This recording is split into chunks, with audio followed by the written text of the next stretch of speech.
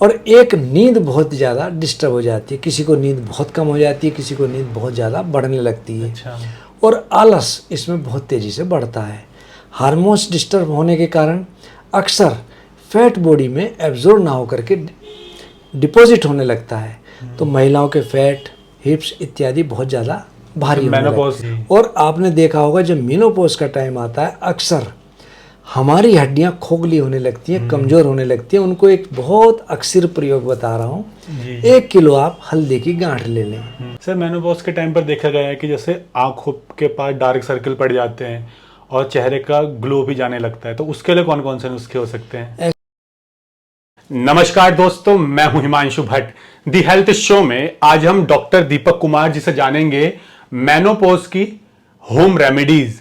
क्योंकि सभी जानते हैं कि मेनोपॉज एक नेचुरल प्रोसेस है, लेकिन ये नेचुरल प्रोसेस आजकल डगमगा गया है और ये महिलाओं में इर्रेगुलर हो गया है। समय से पहले भी आ रहा है और कई लोगों का तो समय के बाद तक ये मेनोपॉज रहता है। तो इसलिए दीपक कुमार जी से हम जानेंगे कि आयुर्वेद में ऐसे कौन कौन से घरेलू नुस्खे हैं, ऐसी कौन कौन सी होम रेमेडीज हैं जो मेनोपॉज के लिए आप घर पर ही बनाकर इसे इर्रेगुलर से रेगुलर कर सकते हैं, ताकि ये समय पर आए और समय पर ही जाए। सर आपको मेरा प्रणाम। प्रणाम भगवान। सर मेनोपॉज तो देखिए, जैसे मैंने कहा कि नेचुरल प्रोसेस है, हर महिला के जीवन में मेनोपॉज आता है। लेकिन ये मेनोपॉज पहले तो हम नहीं सुनते थे कि मेनोपॉज इरेगुलर हो गया है किसी का, या समय से पहले हो रहा है या समय के बाद हो रहा है। लेकिन आजकल ज़्यादातर महिलाओं से सुनने को मिलता है कि उनका मेनोपॉज समय से पहले हो रहा है और कई कहती है समय के बाद तक चल रहा है। तो ऐसा क्यों हो रहा है कि इतना इरेगुलर हो गया है? हिमांशु जी, इसके कई कारण हैं। एक सबसे बड़ा कारण है, पहले महिलाएं इस बारे में बात करने में बहुत ज़्यादा संकुचाती थी जी। और किसी से बात करने में अपने आप को बहुत ज़्यादा शर्म महसूस करती थी। दूसरा, पहले तनाव नहीं था और तनाव के कारण ये स्थिति बहुत तेज़ी से विकृत हो रही है। तीसरा, पहले जंक फूड का प्रचलन बहुत कम था। पहले लोग मिर्च मसाले बहुत संयमित रूप से खाते थे। आज के समय में एक तो तनाव बहुत बढ़ गया, मिर्च मसाले बहुत ज़्यादा बढ़ गए और हाई सोसाइटी में सिगरेट शराब का प्रचलन बहुत तेज़ी से बढ़ रहा है, जिसके कारण ये चीज़ें बहुत ज़्यादा उभर के आती हैं। और एक कारण और भी है, बहुत सी महिलाएं अननेसेसरी रूप से बिना मतलब से दवाई खाती हैं। जरा सा पेन हुआ एकदम से पेन किलर खा ली, सर्दी जुकाम हुआ एंटीबायोटिक खा ली, उसको नेचुरल तरीके से ठीक करने के बारे में नहीं सोचती जी। हर महिला के जीवन में एक चक्र आता है मासिक शुरू होने का, और जब भी मासिक शुरू होता है, पहले इसकी उम्र 12-13 साल थी, लेकिन आज बड़े दुख की बात है, मेरे पास कुछ बच्चियां ऐसी आई जिनकी उम्र मात्र 8 से 9 साल है। अच्छा। और ये बहुत ज़्यादा सोशल मीडिया के कारण जो ज्ञान पहले कभी शादी के बाद मिलता था और आज के समय में बच्चों को ये ज्ञान बहुत तेज़ी से मिल रहा है, जिसके कारण उनकी जवानी जो है बहुत तेज़ी से ख़राब हो रही है। और मेनोपॉज का time on an average 45 year है, लेकिन किसी किसी का मैं देखता हूँ 35 से 45 के बीच में हो जाता है जी, जबकि 35 में तो ये होने नहीं चाहिए, लेकिन अब ये बहुत तेज़ी से क्लिक कर रहा है जी। और बहुत सी महिलाएं ऐसी हैं जिनका मेनोपॉज 50 के बाद 55 के बाद 60 तक चल रहा है, और 3 महिलाएं मेरे पास ऐसी हैं जिनकी 63 ईयर में भी ऐसी स्थिति चल रही है, जो कि बहुत कष्ट साध्य है। 63 साल की उम्र भी उन्हें मेनोपॉज है? मेनोपॉज नहीं हुआ, पीरियड्स आ रहे हैं। अच्छा। तो ये थोड़ा सा दुष्ट अवस्था है। और जब मेनोपॉज आता है तब हमारे हार्मोन्स बहुत तेज़ी से डिक्रीज होने लगते हैं। हमारी लेडीज़ के अंदर ओवरी से अंडा बनना बहुत कम हो जाता है, तो उसके बहुत ज़्यादा साइड इफ़ेक्ट्स, किसी को कम, किसी को ज़्यादा, किसी को बहुत ज़्यादा उभर के आते हैं जी। उन साइड इफ़ेक्ट्स में कुछ इफ़ेक्ट्स हैं, जैसे कि हॉट फ्लैशेस आना, शरीर से एकदम से बहुत तेज़ी से गर्मी लगना, शरीर एकदम से ठंडा हो जाना, बाल टूटना, बहुत ज़्यादा पल्पिटेशन होना, घबराहट होना, किसी काम में बिल्कुल भी इच्छा ना होना, खास तौर से सेक्सुअल लाइफ, जो पर्सनल लाइफ है उनकी बहुत ज़्यादा डिस्टर्ब हो जाती है और उनका पर्सनल पार्ट बहुत ज़्यादा ड्राई हो जाता है, सूखने लगता है, और रिलेशन के समय उनको बहुत दर्द महसूस होता है। और एक नींद बहुत ज़्यादा डिस्टर्ब हो जाती है, किसी को नींद बहुत कम हो जाती है, किसी को नींद बहुत ज़्यादा बढ़ने लगती है। अच्छा। और आलस इसमें बहुत तेज़ी से बढ़ता है। हार्मोन्स डिस्टर्ब होने के कारण अक्सर फैट बॉडी में एब्जॉर्ब ना होकर के डिपॉजिट होने लगता है, तो महिलाओं के फैट, हिप्स इत्यादि बहुत ज़्यादा भारी होने मेनोपॉज लगते की वजह से मोटापा भी हैं। आने मोटापा लगता बहुत तेजी से आता है। है। सर कई लोगों की क्या ऐसा सुना है कि मेनोपॉज में फेशियल ग्रोथ मतलब चेहरे पे बाल भी आने लगते हैं, ऐसा भी होता है? वही बता रहा हूँ, मेनोपॉज के टाइम में आज के समय में हार्मोन्स उनके तेजी से डिस्टर्ब हो रहे हैं। उन हार्मोन्स में एक हार्मोन से थायराइड, और थायराइड जब डिस्टर्ब होता है तो उसके कारण मोटापा आना, घबराहट होना, किसी काम में इच्छा ना होना, और कैल्शियम की एब्जॉर्बेंस पावर हड्डियों में बहुत कम होना। जी। तो आप देखेंगे कि 40-45 के बाद महिलाएं अक्सर अर्थराइटिस से बहुत तेजी से क्लिक कर रही हैं, ग्रसित हो रही हैं। उनके चेहरे पे बाल आना, बाल बहुत ज़्यादा टूटना, सिर के बाल बहुत तेजी से कम होना, अक्सर इस प्रकार की शिकायत देखी जाती है। सर अगर देखा जाए तो मेनोपॉज पूरा का पूरा लाइफस्टाइल की वजह से है, जहां हमारा खान पान बिगड़ा और एक्सरसाइज की कमी जीवन में, टेंशन हम लेने लगे, तो मेनोपॉज समय से पहले आने लगा और समय के बाद तक भी रहता है। तो सर आपने तो कारण बता दिए और उसके सिम्टम्स भी बता दिए, लेकिन होम रेमेडीज क्या हो सकते हैं? क्योंकि लोग ना दवाइयाँ खा रहे हैं मेनोपॉज के लिए भी कि पीरियड्स नहीं आ रहे हैं, चलो पीरियड्स आ जाएंगे, दवाई खा ली। लेकिन आयुर्वेद में कैसे मेनोपॉज का ट्रीटमेंट किया जाता है, और आयुर्वेद में मेनोपॉज के लिए क्या क्या होम रेमेडीज यानी घरेलू नुस्खे हैं? हिमांशु जी, सबसे अच्छी दवाई है उस समय जब मेनोपॉज का टाइम चल रहा हो, महिला को एक तो तनाव बिल्कुल छोड़ देना चाहिए जी। खट्टा, तला भुना, मिर्च मसाले, खटाई बिल्कुल सेवन नहीं करनी चाहिए, और फिजिकल एक्सरसाइज उसको जरूर रखनी चाहिए। और फिजिकल एक्सरसाइज के साथ साथ घूमना नितांत आवश्यक है, क्योंकि जब हार्मोन्स चेंज होते हैं या तो किसी का वजन बहुत तेज़ी से बढ़ता है या घटता है, और हम फिजिकल एक्टिविटीज़ अपनी बना के रखेंगे तो हमारा जो पूरा सिस्टम है मेंटेन रहता है। अब मेनोपॉज में साइड इफ़ेक्ट्स क्या उभर रहे हैं हमको ये देखना चाहिए। जैसे किसी को बहुत हॉट प्लेसेस आ रही हैं, उसके लिए सबसे अच्छी चीज़ है ठंडा दूध। या तो गुनगुना ठंडा दूध हो, फ्रिज का लें तो ठीक है, फ्रिज का वैसे मैं कहता हूँ सबको कि अवॉइड करना चाहिए। नेचुरल तरीके से हम उछाल करके उसको तोड़ करके ठंडा कर लें और उसको पिएं, हमको बहुत लाभ मिलता है। दूसरा, गुलकंद इस बीमारी में भी बहुत लाभ देता है। गुलकंद मार्केट में बहुत उपलब्ध है, लेकिन मैं सभी को कहता हूँ कि यदि हम इस गुलकंद को घर पे बनाएं तो सबसे अच्छा। इसमें कुछ नहीं करना, आप गुलाब के फूल ले लो, देसी गुलाब से। देसी गुलाब, गुलाब में गुलाब देसी गुलाब है। हाँ। और उसकी पंखड़ियाँ अलग कर लो, और उन पंखड़ियों को धो करके एक बार अलग कर लो, और जितनी हमारी पंखड़ी हो उससे दुगनी मिश्री मिला करके धूप में 3 दिन हम किसी मर्तबान में मिला करके उसको रख दें और 3 दिन धूप दिखा दें। सर मिश्री कौन से वाली मिलानी है? धागे वाली जी। अब एक मार्केट में क्यूस वाली मिश्री आ रही है, वो मिश्री नहीं है। मिश्री या तो हमारी कुंजा मिश्री है या वो धागे वाली मिश्री है जी। तो हमको उतनी वजन, हमने जैसे 100 ग्राम हमारा गुलाब के फूल हुए तो 200 ग्राम मिश्री ले लें और उसको कूट करके हम गुलाब की पंखड़ियों के साथ मिला लें और किसी मर्तबान में रख दें। मर्तबान में रखने के बाद हम 3 दिन उसको धूप दिखा दें, और धूप दिखाने के बाद हमारा गुलकंद तैयार हो गया। हम इसकी 1-1 चम्मच दिन में 2 बार वैसे ही सेवन करते रहें। एक तो ये खाने में बहुत स्वादिष्ट, एंटासिड बहुत अच्छा है, किसी का पित्त बढ़ रहा हो तो उसका पित्त का शमन करता है। हाथ पैरों की जलन या हॉट फ्लैशेस हो उनको बहुत तेजी से डाउन करता है। लेकिन यदि किसी महिला को शुगर यानी कि डायबिटीज़ है तो उसको इस प्रयोग को बिल्कुल नहीं करना चाहिए। इसके अल्टरनेट में हम गिलोय का सेवन कर सकते हैं। 10 ग्राम गिलोय, ताज़ी गिलोय ले लें, उसको पानी में खूब पका लें और पका करके छान के उस पानी का सेवन कर लें। या हम गिलोय का घन, अगर हमको पकाने में दिक्कत है, टेस्ट हमको कड़वा लगता है, तो हम गिलोय घन मार्केट में मिल जाती है, हम भी बनाते हैं इसको। गिलोय के घन में क्या करना है कि गिलोय ली, इसको साफ़ करी, इसको कूटा, पानी में खूब उबाल दिया। उबालने के बाद इसका सारा अंश पानी में आ गया, इसको छान लिया। छानने के बाद जो हमारा क्वाथ बचा उस पानी को वेपोराइज हल्की आंच पे किया। नीचे जो घन सत्व बचा उसको कहते हैं गिलोय घन, यानी कि इसका दूसरा नाम संशमनी वटी भी है। ये त्रिदोषनाशक है और हमारी बॉडी के हार्मोन्स को बैलेंस करने के लिए बहुत अच्छी दवा है। सर गिलोय के घन को अगर साधारण भाषा में बोले तो गिलोय का पाउडर कह सकते हैं ना? गिलोय का पाउडर तो गिलोय को हम सुखा करके उसको पीस लें जी, ये तो पाउडर हुआ। हाँ। लेकिन घन उसका स्टार्च हो गया, स्टार्च का कंसंट्रेटेड फॉर्म। नहीं मतलब पाउडर इसलिए कहा कि लोग पाउडर को जनरली सफेद कलर की फॉर्म में समझते हैं ना। वो गिलोय का सत्व है। सत्व, अच्छा वो सत्व होता है, वो स्टार्च है इसका। वो स्टार्च। जी, तो इसकी हम 2-2 गोली नियमित रूप से 3-4 महीने लेकर के फिर थोड़ा रोक लें, फिर थोड़े दिन इसको नियमित रूप से ले लें, तो हमारे सारे साइड इफ़ेक्ट्स दूर हो तो जाते ये हैं। आपके पास बना बनाया मिलता है? ये मिल जाता है जी।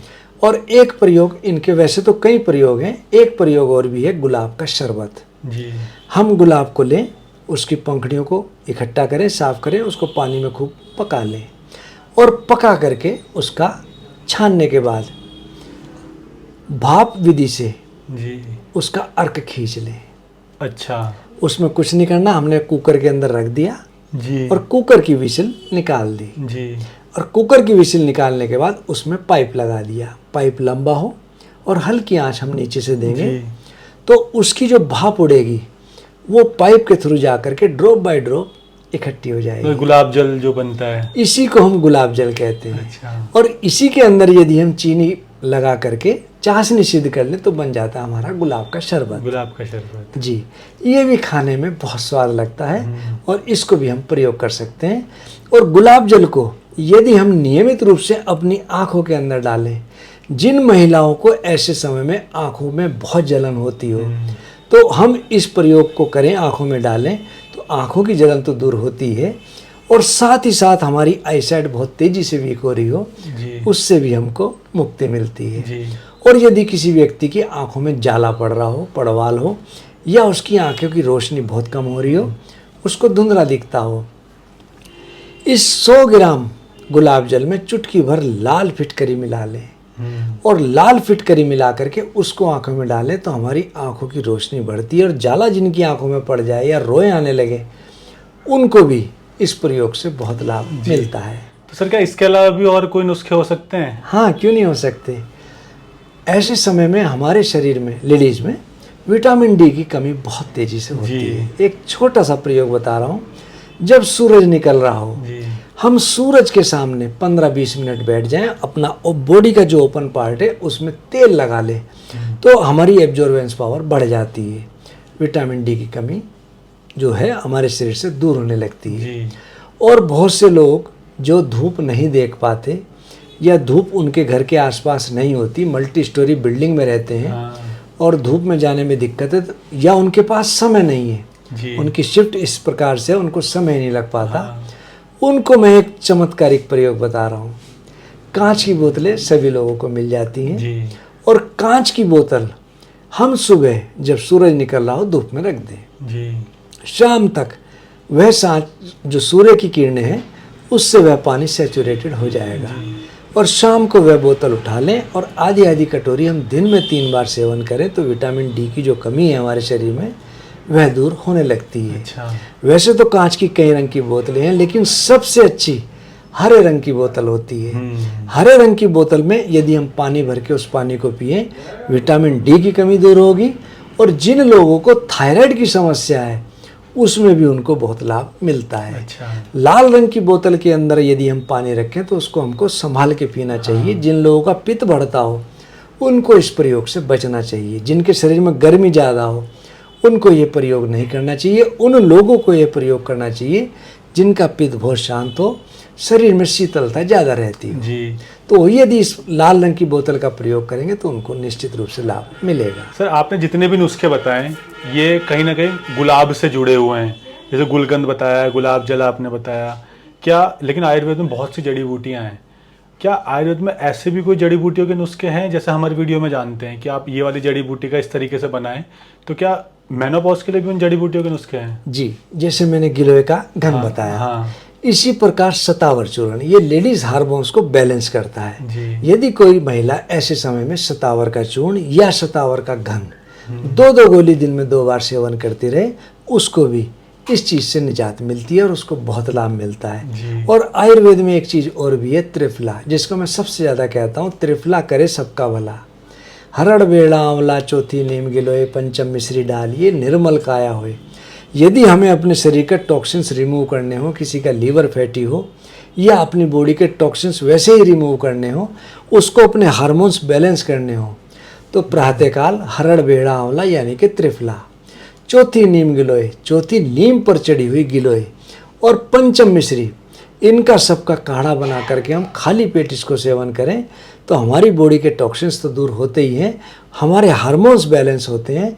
और ख़ास तौर से जिन महिलाओं को मेनोपॉज का टाइम आ रहा हो, उनको हर प्रकार की समस्या से निजात मिलने लगती है। सर, मेनोपॉज के टाइम पर देखा गया है कि जैसे आँखों के पास डार्क सर्कल पड़ जाते हैं और चेहरे का ग्लो भी जाने लगता है, तो उसके लिए कौन कौन से नुस्खे हो सकते हैं? ऐसे में हमको फिजिकल एक्टिविटीज़ तो निभानी चाहिए, साथ ही साथ एक दाल है मसूर की दाल, उसको यदि हम कूट लें, कूट करके उसमें दूध मिला दें और उसका उपटन बना करके हम अपने चेहरे पर लगाएं, तो चेहरे पर कील मुहासे हों, झाइयाँ पड़ रही हों, काले घेरे हों, निश्चित रूप से उनसे हमको निजात मिल जाती है।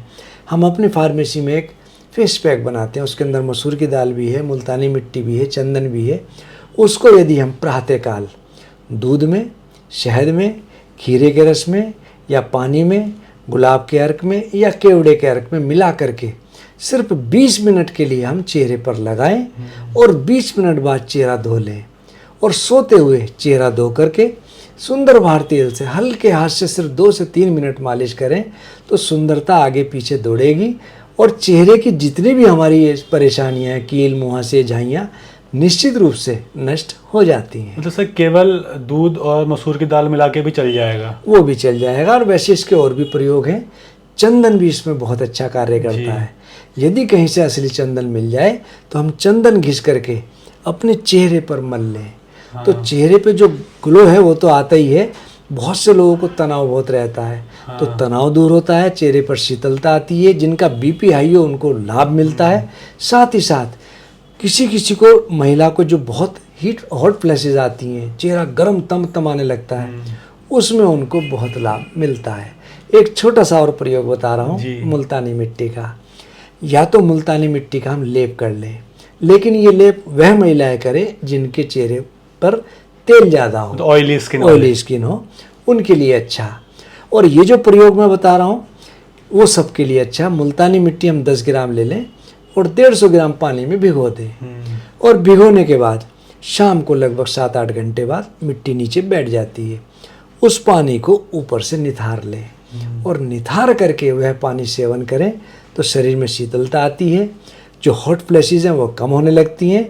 और साथ ही साथ जिन लोगों को बहुत चेहरे पर झाइयाँ हों, दाने कील मुहासे हों या घमौड़ियाँ बहुत ज़्यादा निकलती हों, उनको बहुत लाभ देती है। अच्छा। जिन महिलाओं को या किसी भी पुरुष को नक्सीर की शिकायत हो, उनको भी इस प्रयोग से बहुत लाभ मिलता है। मतलब मुल्तानी मिट्टी वाले पानी को छान कर पीना है? अच्छा, क्योंकि आज तक यही सुना है कि मुल्तानी मिट्टी को जो ऑयली स्किन वाले चेहरे पर लगाएं, लेकिन पीने का पहली बार सुन रहे हैं। ये नक्सीर के लिए बहुत अक्सीर है जी। जिनको नक्सीर या रक्तपित्त की समस्या हो, किसी महिला को बहुत ज़्यादा ब्लीडिंग आती हो या किसी को पाइल्स की समस्या हो, उसमें ब्लड आता हो, उसमें भी ये प्रयोग बहुत अच्छा लाभ करता है। और सर, जिसके फेशियल हेयर्स निकलने लगते हैं, फेस पे बाल निकलने लगते हैं मेनोपॉज के टाइम पे, उसके लिए वो क्या करें? उसके लिए सबसे अच्छा होता है यदि हम शिलाजीत का सेवन करें। तो शिलाजीत का हमको नियमित रूप से अगर 1 बूंद दूध के साथ सेवन करें। अक्सर लोग शिलाजीत सेवन के समय चाय, मिर्च मसाले, गुड़, बैंगन, खटाई, नॉनवेज, शराब इत्यादि का प्रयोग करते हैं, तो शिलाजीत फायदे की जगह नुकसान करती है। हमको बहुत सात्विकतापूर्ण उस समय जीवन जीना चाहिए, तो हमारे हार्मोन्स बैलेंस होने लगते हैं। और ऐसी अवस्था में हमको थायराइड का चेक जरूर कराना चाहिए। मतलब मेनोपॉज में शिलाजीत फायदेमंद है जी। लेकिन सर, कई लोगों को सवाल रहते हैं कि क्या महिला शिलाजीत ले सकती है? बिल्कुल ले सकती हैं। आयुर्वेद में कहा भी है कि जो व्यक्ति अपनी जिंदगी में 1 किलो शिलाजीत सेवन कर ले, नियम पूर्वक, विधि पूर्वक, वह अकाल मृत्यु को प्राप्त नहीं होता। शिलाजीत का सेवन कुछ फार्मेसी ने थोड़ा विकृत रूप में दे दिया, इसको सेक्स के रूप में दे दिया। ऐसा नहीं है, ये लेडीज और जेंट्स दोनों के लिए अमृत तुल्य है। और आपने देखा होगा जब मेनोपॉज का टाइम आता है, अक्सर हमारी हड्डियां खोखली होने लगती हैं, कमजोर होने लगती हैं। उनको एक बहुत अक्सर प्रयोग बता रहा हूँ। 1 किलो आप हल्दी की गांठ ले लें। आपने चूना देखा होगा, आप चूने को भिगो लें पानी। हल्दी की गांठ मतलब कच्ची हल्दी? जी। अगर वैसी गांठ भी है तो अच्छी बात है। आप मार्केट से पकी हुई हल्दी की गांठ ले लें 1 किलो और चूने को पानी में भिगो लें जी। उस पानी को निथार करके 3 किलो पानी उस हल्दी की गांठ में डाल दें जी। और जब वह सूखने लगे तो पानी फिर डालते रहें। इस प्रयोग को 1 महीने तक करते रहें। जब हल्दी जो है गांठ एब्जॉर्ब करती रहे तो उसमें और पानी डालते रहें। और जब वह बिल्कुल 1 महीने का टाइम हो जाए, उस हल्दी की गांठ को सुखा लें और सुखा के उसका चूर्ण तैयार कर लें। 1 चम्मच यानी कि 3 से 5 ग्राम की मात्रा यदि कोई महिला दूध के साथ सेवन करे तो शरीर में कहीं भी दर्द हो, वह तो दूर होता ही है। महिलाओं में ऑस्टियोपोरोसिस, अर्थराइटिस की शिकायत हो, उसमें भी बहुत लाभ मिलता है। ये मीनोपॉज के टाइम ही नहीं, यदि किसी व्यक्ति को इस प्रकार की दिक्कत है, अर्थराइटिस क्लिक कर रही है, या किसी बच्चे की हड्डियां बहुत कमजोर हैं, दांत नहीं निकलते, या हड्डियां बुरने लगती हैं, विटामिन डी की कमी होती है, या उसको रिकेट सूखा रोग हो, उसको भी ये प्रयोग बहुत लाभ देता है। तो इस प्रयोग को करके देखें, इसमें कहीं कुछ नहीं जाता, ना पैसे ज़्यादा लगते। और 2 से 3 से 5 ग्राम तक हम दूध के साथ सेवन करें तो ऐसे समय में महिलाओं की जो हड्डियां कमज़ोर होती हैं या अर्थराइटिस क्लिक करती है, उनको बहुत लाभ मिलता है। साथ ही साथ अपनी बॉडी की इम्यूनिटी पावर बढ़ाने के लिए बहुत अच्छा चमत्कारिक प्रयोग। सर मैं चाहूँगा ये नुस्खा आप दोबारा बताएं, क्योंकि इसमें कौन सा चूना, कितना चूना और कितनी हल्दी मिलानी है। जी, 1 किलो हमने हल्दी की गांठ ले ली जी, ये तो अलग बर्तन में रख दिया। हाँ। अब दूसरे बर्तन में हमने चूना ले लिया। सर कौन से वाला चूना? चूना एक ही होता है जो हम पान में खाते हैं या जिसकी कलई करते हैं। हाँ। उस चूने को हमने ले लिया और पानी में अच्छी तरह उसको भिगो दिया। पानी कम से कम इतना ऊंचा हो जाए हाँ। और वो अच्छी तरह डूब जाए। हाँ। उसके ऊपर पानी हमारा कम से कम 3, 4, 5 लीटर तैरने लगे। 2 दिन बाद उस पानी को ऊपर से निथार लिया जी। और उस पानी में वह हल्दी की गांठ डाल दी, या उस बर्तन में जिसमें हल्दी की गांठ रखी है पानी हमने डाल दिया। और धीरे धीरे आप देखेंगे 1-2 दिन में वह पानी सूखने लगता है, हल्दी एब्जॉर्ब करने लगती है। तो जब वह सूखने लगे तो उसमें चूने का और दोबारा से पानी हम डाल दें। इस प्रयोग को कम से कम 1 महीना करना है। उसके बाद उस हल्दी को सुखाकर ग्राइंड करके चूर्ण बना करके किसी बर्तन में हम कांच की शीशी में रख लें। तो ये हमारी सर्वश्रेष्ठ आयुर्वेदिक औषधि कह लो या घरेलू औषधि कह लो। जी सर, इसमें एक लास्ट क्वेश्चन करना चाहूँगा। जैसा आपने कहा था ना कि मेनोपॉज के टाइम पे मोटे हो जाते हैं जी, तो उस मोटापे से बचने के लिए क्या किया जाए? त्रिफला इस चीज़ के लिए बहुत अच्छा है। दूसरा, मैं अक्सर इस प्रयोग में कहता हूँ कि हमको घूमना नितांत आवश्यक है। मतलब एक्सरसाइज। प्रातःकाल हमको तेज घूमना चाहिए। रात्रि में सोने के पहले जब हम घूमने जाएं तो हमको धीरे धीरे घूमना चाहिए। उस समय तेजी नहीं घूमना चाहिए जब रात को हम भोजन करें। उसके पश्चात धीरे धीरे घूमना चाहिए। तो कम से कम हमको 3 से 4 किलोमीटर का जरूर हमको घूमना रखना चाहिए। और फिजिकल एक्टिविटीज़, एक्सरसाइज, योगा इत्यादि हमको जरूर अपने शरीर में यूज़ करना चाहिए। जी, तो धन्यवाद सर आपका बहुत बहुत। और सर आपने जितनी भी दवाइयाँ बताई है ये आपके पास भी बनी बनाई मिलती हैं, तो उम्मीद करते हैं आपने वैसे तो काफ़ी कुछ जाना होगा। अगर आप ये दवाइयाँ खरीदना चाहते हैं तो सर से कांटेक्ट भी कर सकते हैं। अगर आपकी कोई प्रॉब्लम है तो उसके सॉल्यूशन के लिए भी आप सर से कांटेक्ट कर सकते हैं। तो सर की कांटेक्ट डिटेल्स और एड्रेस नीचे डिस्क्रिप्शन और पिन कमेंट में मिल जाएगा। वैसे तो हमने मेनोपॉज के लिए इससे पहले एक डिटेल में वीडियो बनाई है, वो आप प्लेलिस्ट में जाके देख सकते हैं। अगर आपके भी मेनोपॉज या किसी भी प्रॉब्लम से रिलेटेड कोई क्वेश्चन है तो नीचे कमेंट सेक्शन में आप कर सकते हैं। हम कोशिश करेंगे अलग अलग डॉक्टर्स के माध्यम से आपकी प्रॉब्लम का सॉल्यूशन आपको दें ताकि आप इलनेस से वेलनेस की तरफ बढ़ सके। धन्यवाद।